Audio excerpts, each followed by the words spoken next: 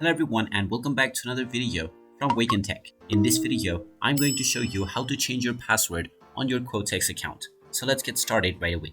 First of all, open up your web browser and then in the address bar, type in quotex.com and press enter. You will now be taken into the official Quotex website. Now click on the login button at the top right corner and then proceed forward with your email address and password or your Facebook and Google account to log into your account.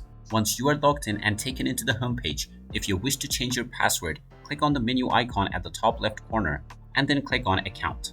From the account page, you will see the security option underneath which you can enter your new password to change it directly. Just type in your old password first within the old password section and then enter your desired new password underneath.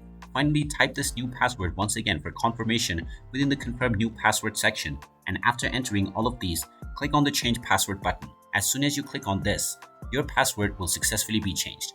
And there you have it. That is how easy it is to change your password on Quotex. If you find this video helpful, make sure you hit that like button and subscribe to our channel if you haven't done so already. Also ring that notification bell to never miss another update from us. Thank you for watching and I will see you again in the next video.